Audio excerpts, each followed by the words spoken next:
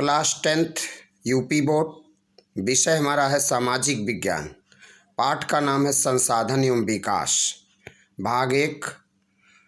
आज हम लोग कुछ महत्वपूर्ण लघु प्रश्नों का अध्ययन करेंगे।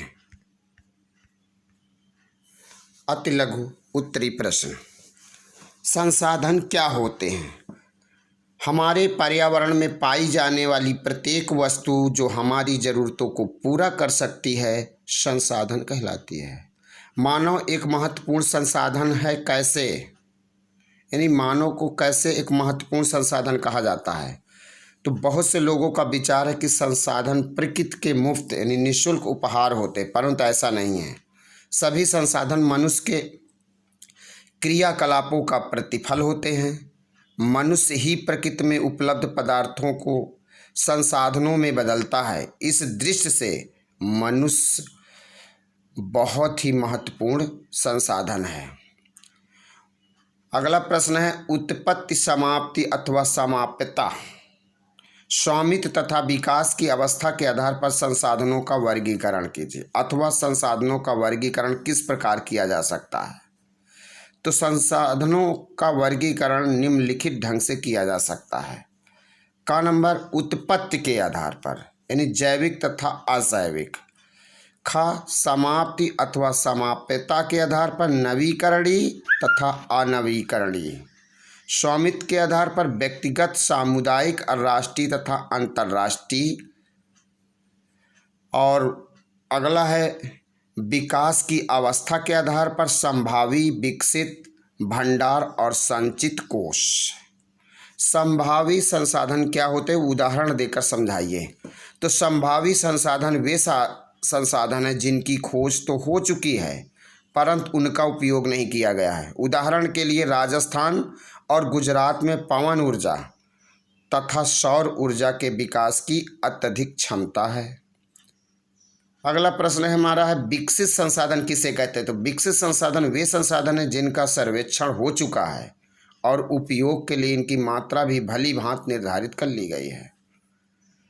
प्रश्न 6 है संसाधनों के संदर्भ में स्टॉक का अर्थ स्पष्ट कीजिए। तो स्टॉक से अभिप्राय उन संसाधनों से है जो मानव की जरूरतें तो पूरी कर सकते हैं परंतु मनुष्य के पास इनके विकास के लिए उचित तकनीक का अभाव है।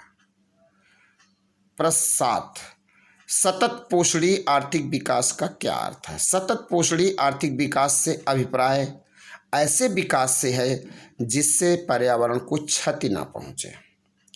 इसके अतिरिक्त संसाधनों का उपयोग इस प्रकार हो कि हमारी आवश्यकताओं के साथ साथ आने वाली पीढ़ियों को भी उनसे लाभ पहुंचे।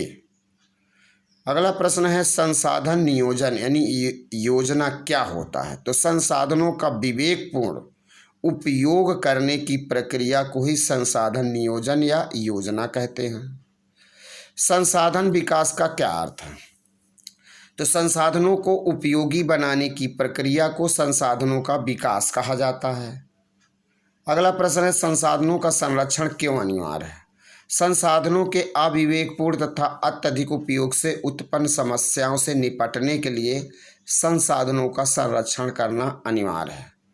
भूमि संसाधन का क्या महत्व है? भूमि संसाधन मानव जीवन, प्राकृतिक वनस्पति, वन्य जीवन, आर्थिक गतिविधियों तथा परिवहन एवं संचार प्रणाली को आश्रय देते हैं। प्रतिभूमि से क्या अभिप्राय है? तो प्रतिभूमि वह भूमि है जिसे फसल लेने के बाद इसे कुछ समय के लिए खाली छोड़ दिया जाता है ताकि यह फिर से अपनी उर्वरा शक्ति प्राप्त कर ले। अगला प्रश्न है प्राकृतिक संसाधन किसे कहते हैं? तो मनुष्य को प्रकृति से मिलने वाले उपहार प्राकृतिक संसाधन कहलाते हैं। इनमें भूमि, जल, वनस्पति और खनिज आदि को शामिल किया जा सकता है। संसाधनों के प्रकार बताइए। तो संसाधन 2 प्रकार के होते हैं, प्राकृतिक संसाधन तथा मानव निर्मित संसाधन। मानव निर्मित संसाधनों के 4 उदाहरण दीजिए। तो 4 उदाहरण हैं इमारतें, सड़कें, रेलवे, गांव इत्यादि। भूमि उपयोग को प्रभावित करने वाले कारक कौन कौन से हैं? अथवा भूमि का उपयोग किन कारकों पर निर्भर करता है? भूमि का उपयोग निम्नलिखित दो प्रकार के कारकों पर निर्भर करता है, भौतिक कारक तथा मानवीय कारक। भौतिक कारक, इन कारकों में उच्च जलवायु तथा मृदा के प्रकार शामिल हैं। मानवीय कारक में इन कारकों में जनसंख्या घनत्व, तकनीकी कौशल तथा सांस्कृतिक परंपराएं आदि शामिल हैं। अगला प्रश्न है, अन्य परती भूमियों पर 2-3 सालों में केवल 1-2 बार ही कृषि क्यों की जाती है? क्यों? कोई 2 कारण बताइए। तो कह रहा कुछ भूमियां कम उपजाऊ होती हैं और इन भूमियों पर कृषि की लागत बहुत अधिक होती है, इसलिए इनको जो है अन्य परती भूमियों की तुलना में 3 सालों में केवल 2 बार ही कृषि की जाती है। वर्ष 1952 नहीं, अगला प्रश्न है, आप कैसे कह सकते हैं कि भारत में वन क्षेत्र बहुत कम है? तो वर्ष 1952 की राष्ट्रीय वन नीति के अनुसार देश का 33% भौगोलिक क्षेत्र वनों के अधीन होना चाहिए, परंतु भारत में वन क्षेत्र 2011 की जनगणना के अनुसार मात्र 22% ही है। वर्तमान में संभवतः 24% है। मृदा के निर्माण में कौन से कारक सहायक हैं? मृदा के निर्माण में धरातल, मूल शैल की प्रकृति, जलवायु तथा समय की अवधि आदि कारक शामिल हैं।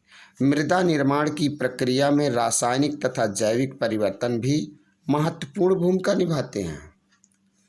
प्रश्न 20 है, भारत की मिट्टियों में विविधता क्यों पाई जाती है?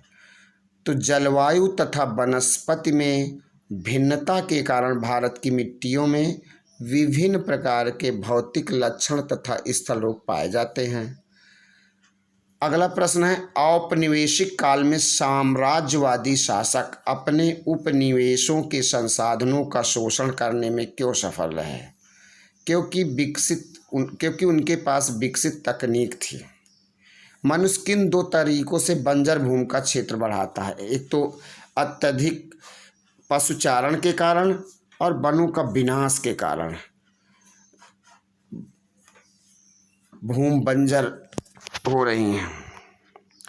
अगला प्रश्न है, भूमि के उचित उपयोग के लिए कौन कौन से उपाय किए जाने चाहिए? कोई 2 उपाय बताइए। तो कह रहा मृदा अपरदन को रोका जाए और मरुस्थलों के विकास पर रोक लगाई जाए।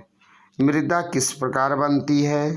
तो जलवायु, पेड़ पौधे तथा प्राणी आदि कारक चट्टानों को तोड़ फोड़ कर महीन यानी बारीक तथा समृद्ध बनाते हैं।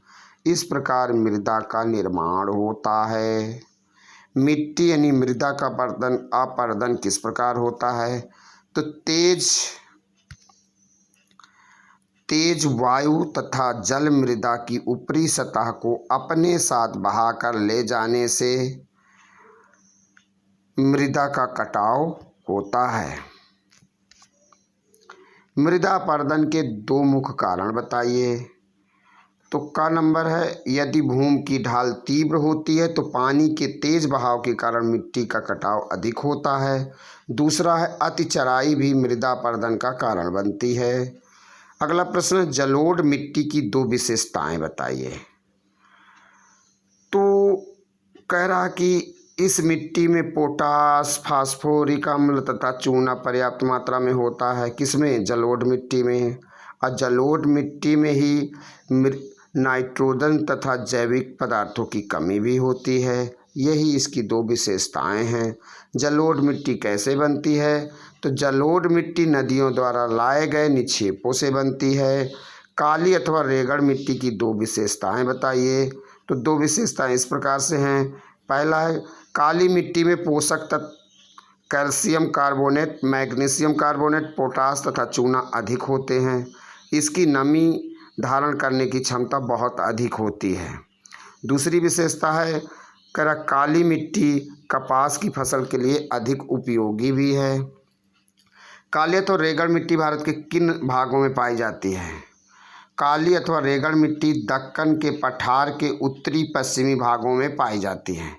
यह महाराष्ट्र, सौराष्ट्र, मालवा तथा मध्य प्रदेश के पठारी भागों में मिलती है। लाल मिट्टी की 2 विशेषताएं बताइए। तो लाल मिट्टी की दो विशेषताएं इस प्रकार है। पहली विशेषता, लाल मिट्टी में फास्फोरिक अम्ल, जैविक पदार्थों तथा नाइट्रोजन पदार्थों की कमी होती है। लाल मिट्टी में लाल तथा पीले रंगों की अनेक आभाएं दिखाई देती हैं। लेटराइट मिट्टी की दो विशेषताएं बताइए। तो दो विशेषताएं इस प्रकार से हैं। लेटराइट मिट्टी कम उपजाऊ होती है, ये भी एक इसकी विशेषता है। और यह मिट्टी घास और झाड़ियों के पैदा होने के लिए बहुत अच्छी मानी जाती है। मरुस्थलीय शुष्क यानी शुष्क मिट्टी को कृषि के लिए उपयोगी कैसे बनाया जा सकता है?